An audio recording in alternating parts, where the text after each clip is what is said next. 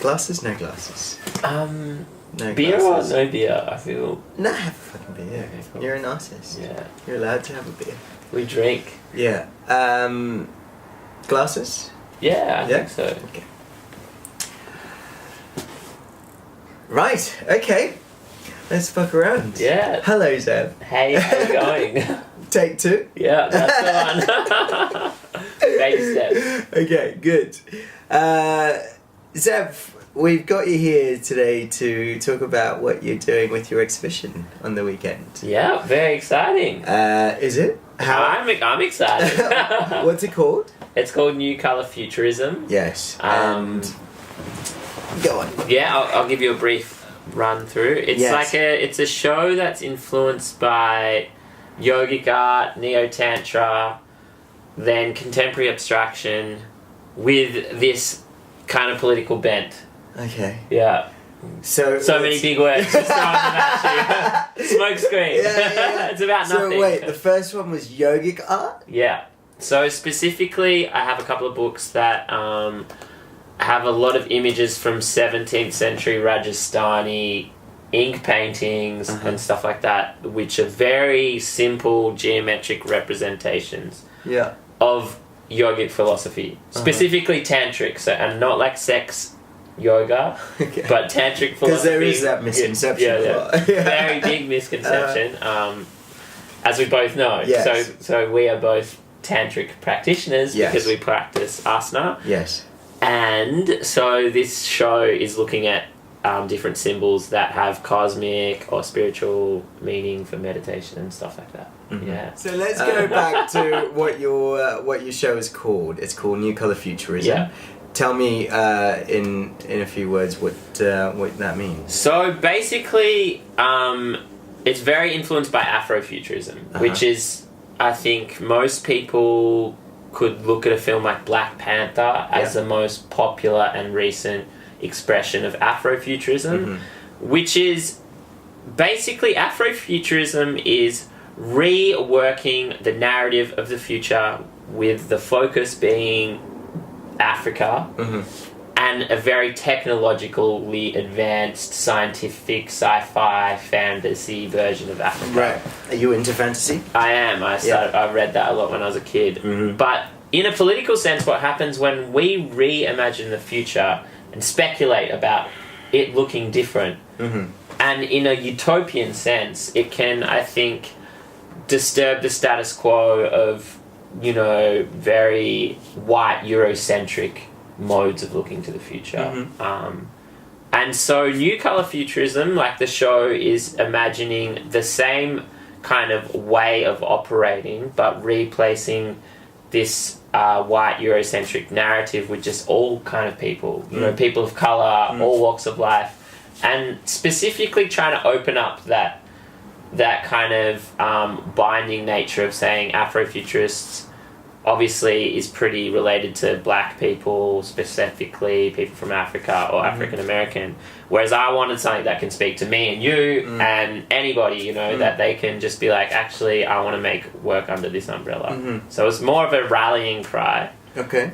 But yeah, that's basically. So in effect, what you're saying is by installing people of colour into futuristic ideas, then we give ourselves license to participate in the future somehow? Absolutely. It's really empowering, and I think it's like I just wanted to empower myself and other people to feel like they had somewhere to belong in narratives, in creative work, because I think, it comes from a very, it's obviously specific to me. I never had really role models that looked like me in the arts or in society generally growing up in Australia. I was like, actually, I really was reminded constantly. I was like, I guess, there was no people of colour or Indian people or even because I'm half Jewish people that I was like, that's my people, and that are making art. So I was like, maybe I want to make my own thing where I can have that. Be inclusive of that. Totally. We won't touch on this too much, but I'm really curious. So by fact of installing someone like who's the Lawrence Fishburne into the Matrix? Does that make the Matrix an Afrofuturistic? I don't know, because he's a supporting character. Right. If the Matrix was made in Africa and kind of white Americans were marginalized in Africa, then this would be kind of a similar thing that we're talking about. Right. But it's talking about putting people from the margins to the forefront, so really centralizing that narrative around them. And I think it's important to say that it's like, with feminism, it's not so much about it being like anti-men. It's just like, well, women have been marginalized for so long, like there needs to be more space given to that conversation, because that conversation has been led by patriarchy for too long. So how do you do it in a visual medium, like slapping paint on a canvas? How do you show that? Talk to me about a piece of art that you've got. So there's a piece of art that has the text on it. Excuse me. It says, "A new dawn rises in coloured futures." It's really like abstract work. Apart from that speaks very specifically to the idea, because obviously it's talking about this, proclamation about coloured futures, which is what I'm talking about.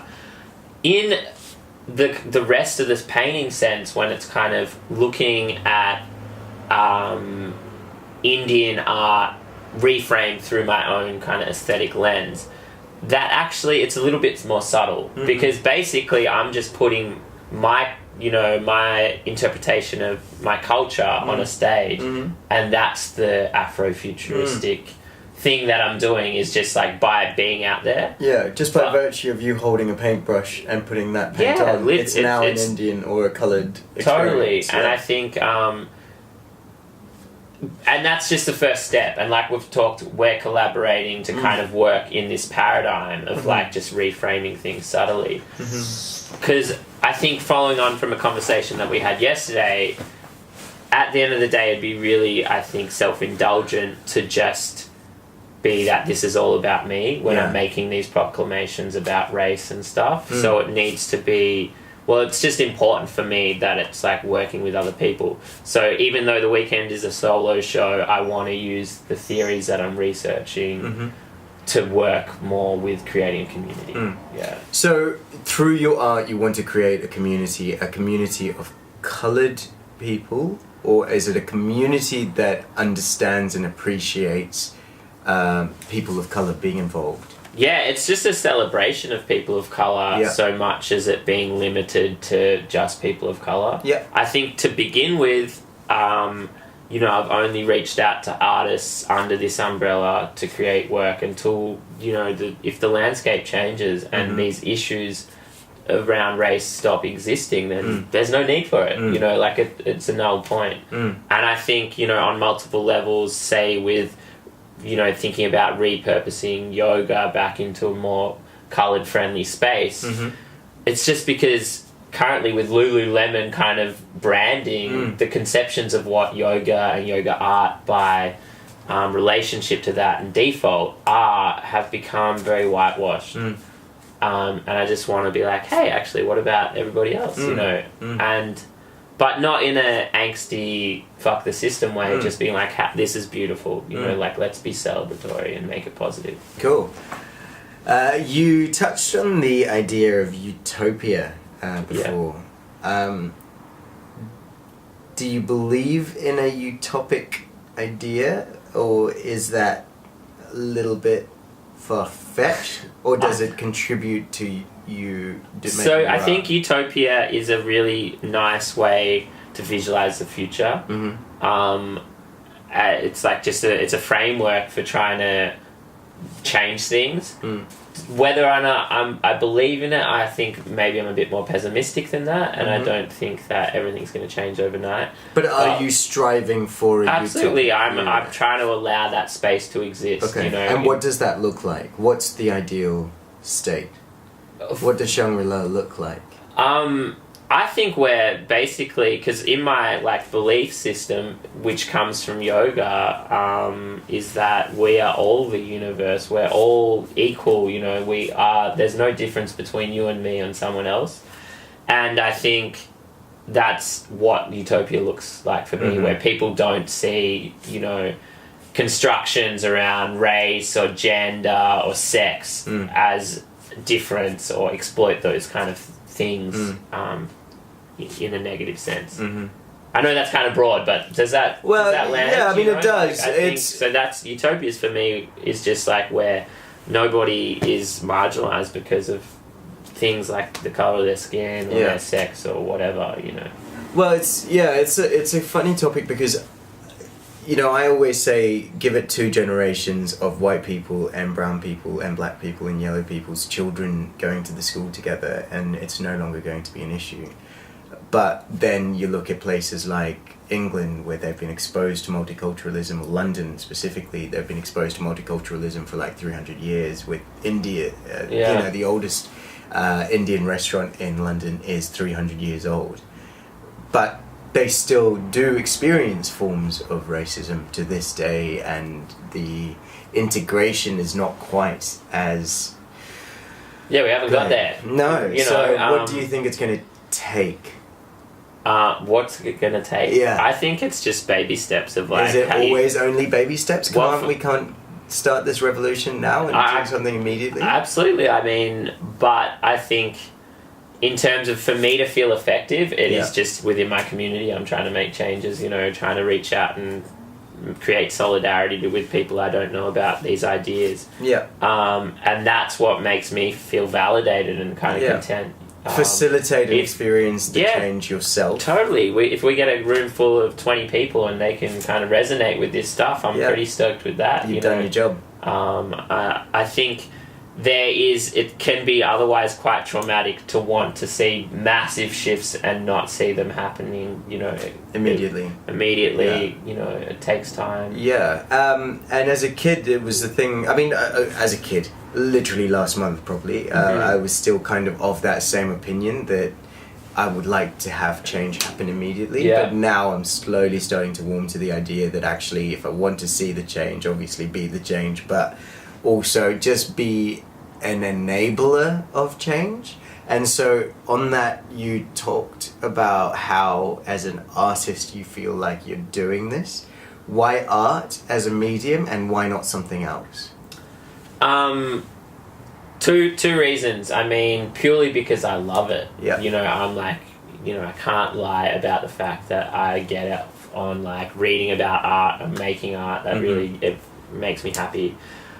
Secondly, because you're also given a creative license to kind of borrow and riff off many different fields. Like I can read up on social science tonight.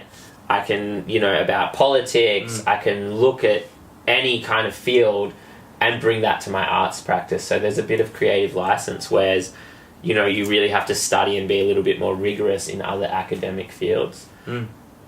And lastly, if I really think about it, I come from a creative family, so I'm doing the most normal thing. Really? Yeah, totally. What My do your parents do? So dad was like a gold and silversmith, taught like English to, you know, children that struggled to learn, and then also like the last thing he did was like have a vegetarian, gluten-free food business. Mum sells essential oils, is a fiction writer, and studies Chinese medicine. Whoa. So the yogic art thing is just like, that's not crazy. Very cool, man. All right, well, let's wrap it up. Tell us where and when. So it is running from Friday, Saturday, Sunday. It's the 26th to the 28th this month. 73 Grattan Street, Carlton. And that's it. Cool. The open times, so tomorrow night's the opening, it's 5 to 9 p.m. And then Saturday 1 to 5 p.m. Sunday we're going to be open from 1 to 5 p.m. maybe 6. We'll see how it goes. And we're running something on Sunday specifically at 3 p.m, which is going to be amazing. Yeah. Awesome. Well, thank you for sitting on this couch and talking. Thanks for having me. Let's wrap it up, and I look forward to seeing the show. Cheers. Cool, man. Peace.